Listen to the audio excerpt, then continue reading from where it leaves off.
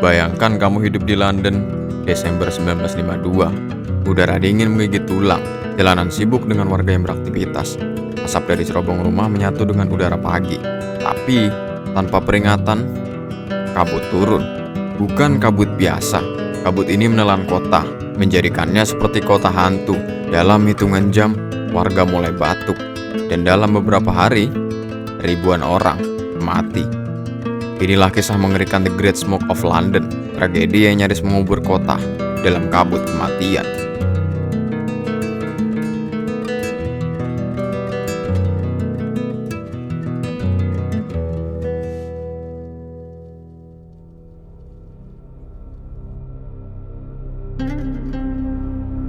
Pasca Perang Dunia Kedua, Inggris memasuki masa rekonstruksi. London sebagai ibu kota kembali bergeliat, namun krisis ekonomi memaksa pemerintah dan warga berhemat.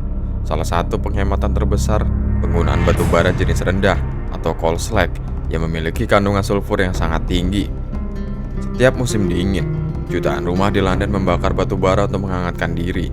Serobong asap mengampulkan polusi ke udara. Pabrik-pabrik dan pembangkit listrik menambah beban dengan membakar batu bara dalam skala yang sangat besar. Kendaraan bermotor yang marak juga menyumbangkan emisi. Tidak ada pengaturan emisi, tidak ada undang-undang tentang udara bersih. London hidup dalam era asap tanpa batas.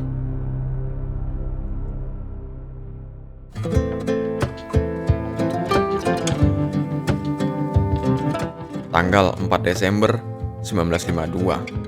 Tekanan udara tinggi menyelimuti Inggris. Pada malam hari, udara di permukaan menjadi sangat dingin. Udara hangat akan naik dan membawa polusi ke atas. Tapi kali ini, lapisan udara hangat justru membentuk selimut di atas kota. Fenomena ini dikenal sebagai inversi temperatur. Udara dingin di bawah, udara hangat di atas, membuat semua polusi terjebak di permukaan kota. Asap dari batu bara, uap sulfur dioksida, dan partikel karbon hitam membentuk kabut beracun. Pada pagi hari tanggal 5 Desember, kabut mulai terlihat. Awalnya tipis, namun siang menjelang sore, kabut berubah menjadi pekat. Jarak pandang turun hanya menjadi beberapa meter. Lampu kendaraan tak mampu menembus kegelapan. Kabut bahkan masuk ke dalam bangunan. Warna kuning keabu-abuan menyelimuti seluruh kota.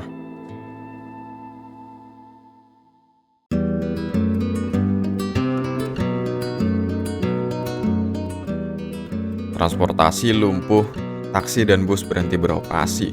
Kereta bawah tanah tetap berjalan, tapi penumpang kesulitan mencapai stasiun. Pengemudi mobil menyalakan lampu tinggi dan menyembunyikan klakson setiap detik, berharap ada orang di depannya mendengarkan mereka. Pertunjukan teater dibatalkan. Film di bioskop tak bisa diputar karena kabut masuk ke dalam ruangan dan menyelimuti layar. Sekolah terpaksa diliburkan, bahkan kegiatan parlemen pun sempat terganggu. Kebanyakan orang tetap keluar rumah karena belum menyadari bahaya kabut ini. Mereka berpikir ini kabut musim dingin biasa, tapi efeknya mulai terasa.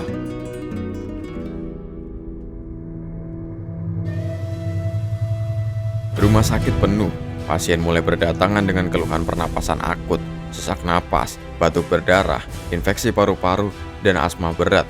Para orang tua dan bayi menjadi korban pertama. Mereka yang memiliki riwayat bronkitis ataupun gangguan paru-paru nyaris tak bisa bernafas. Selama 5 hari, udara London menjadi racun tak terlihat. Orang-orang meninggal di rumah, di jalanan, bahkan di rumah sakit karena tenaga medis kewalahan. Data awal menyebutkan sekitar 4.000 kematian. Namun, studi lanjutan memperkirakan lebih dari 12.000 orang meninggal dunia dan lebih dari 100.000 orang lainnya mengalami gangguan kesehatan serius. Banyak dari mereka yang menderita penyakit paru-paru kronis seumur hidup. Sejumlah laporan menyebutkan hewan peliharaan seperti anjing dan burung juga menjadi korban. Kabut tidak hanya mematikan bagi manusia, tapi segala bentuk kehidupan yang menghirupnya.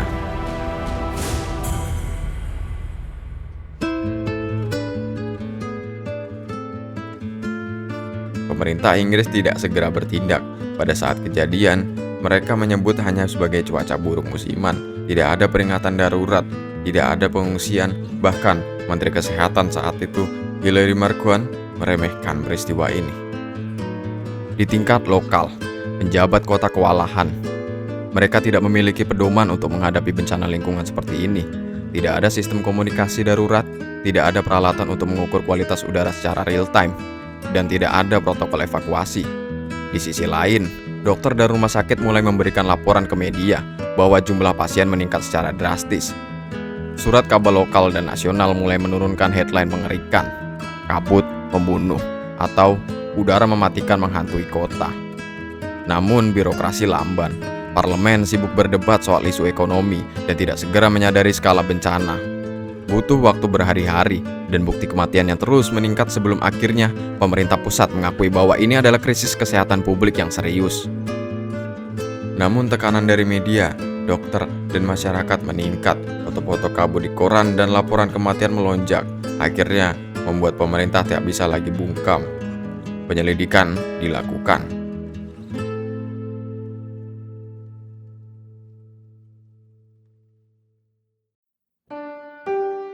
Para ilmuwan menemukan bahwa kabut tersebut mengandung konsentrasi tinggi sulfur dioksida, partikel asam sulfat, dan jelaga.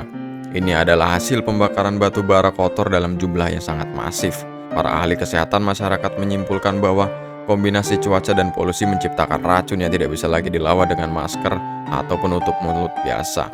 Setiap tarikan napas adalah langkah menuju kematian.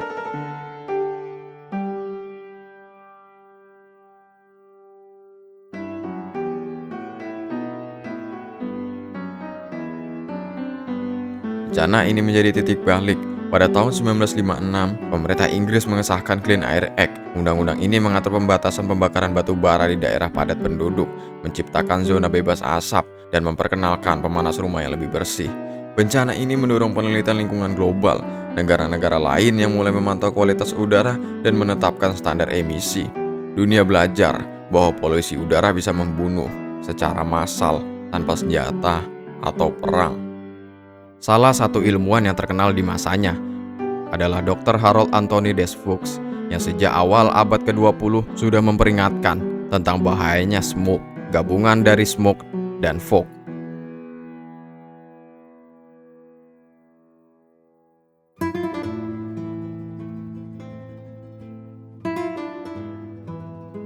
Ini, kita hidup di zaman yang lebih maju, tapi kota-kota seperti New Delhi, Beijing, dan bahkan Jakarta mengalami polusi udara tingkat tinggi setiap tahunnya. Ribuan orang masih meninggal karena udara yang tidak layak. The Great Smoke adalah pengingat keras bahwa teknologi tanpa regulasi bisa menghancurkan kita. Bahwa kenyamanan rumah hangat saat musim dingin bisa jadi kematian massal jika tidak dikelola dengan bijak.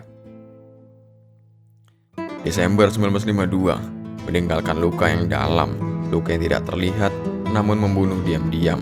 Kabut itu datang tanpa suara, tapi meninggalkan jejak darah di sejarah London.